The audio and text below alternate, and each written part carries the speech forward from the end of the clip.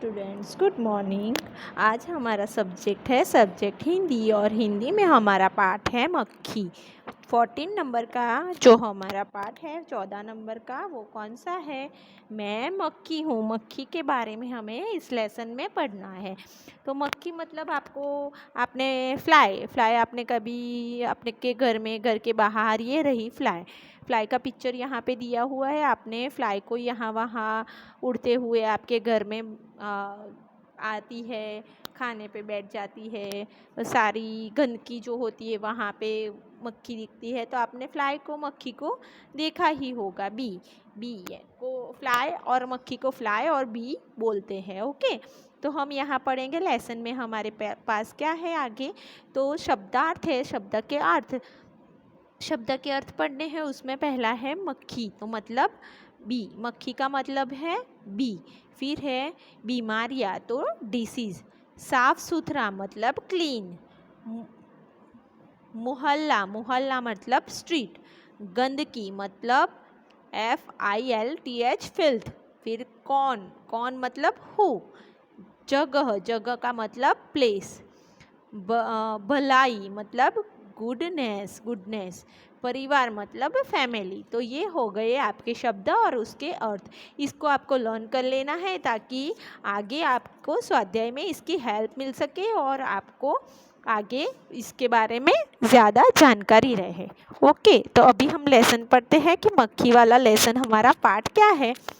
तो मैं मक्खी हूँ, मुझे कौन नहीं जानता, यानी मुझे सब जानते हैं, ऐसा मक्खी बोल रही है। मुझे कौन नहीं जानता, मुझे सब जानते हैं। ऐसी कोई जगह नहीं है जहाँ मैं हाजिर न हूँ। ऐसी कोई भी जगह नहीं है जहाँ मैं नहीं हाजिर होती, मैं हर जगह पे होती हूँ।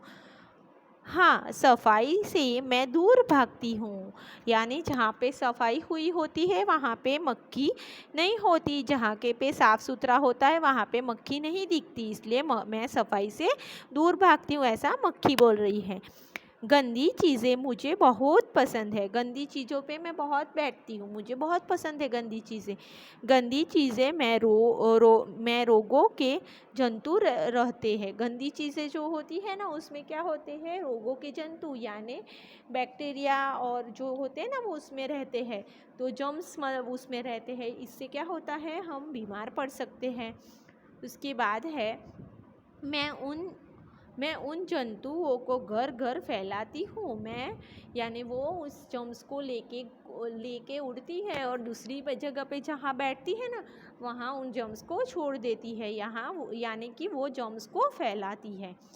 उसके बाद है बहुत सी बीमारियाँ मेरे कारण ही फैलती है, यानी मेरे कारण बहुत सारी बीमारियाँ ऐसी है जो मेरे कारण फैलती है।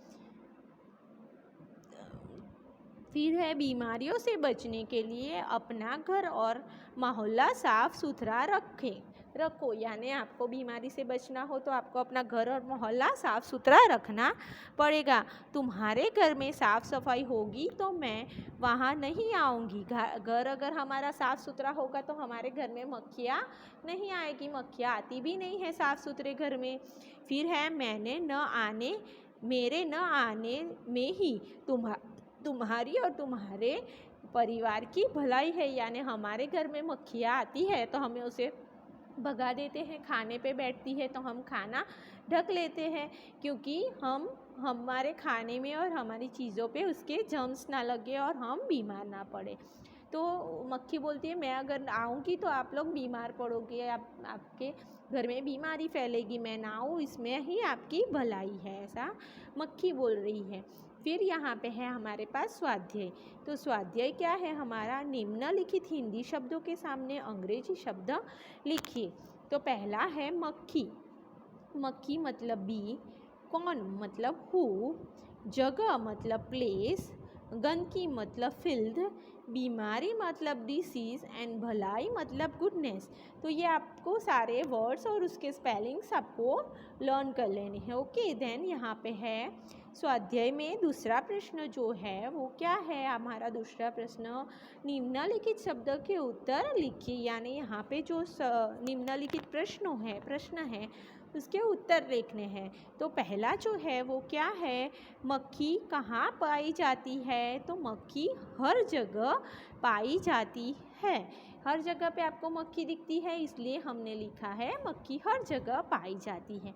फिर है मक्खी किससे दूर भागती है? तो मक्खी साफ सफाई से दूर भागती है, क्योंकि मक्खी ने बोला था ना, हमने लेसन पढ़ा उसमें कि साफ सफाई मुझे पसंद नहीं है, इसलिए साफ सफाई से दूर भागती है। फिर 3 नंबर है, रोगों के जंतु कहाँ रहते हैं? तो रोग के जंतु कहाँ रहते हैं? गंदी चीज़ों में रोगों के जंतु रहते हैं। तो ये उसका जवाब है। फिर 4 नंबर का प्रश्न है हमारा, किससे बचने में हमारी भलाई है? तो हमारी भलाई किससे बचने में है? तो मक्खी से बचने में हमारी भलाई है, क्योंकि लास्ट सेंटेंस में मक्खी बोलती है ना कि मुझसे बचने में ही आप सबकी भलाई है। तो ये हमारा आंसर है, मक्खी से बचने में ही हमारी भलाई है। तो ये हो गया हमारा लेसन नंबर 14 यहाँ पे फिनिश। तो आपको इस लेसन को लर्न करना है और लिख लेना है। Thank you for watching.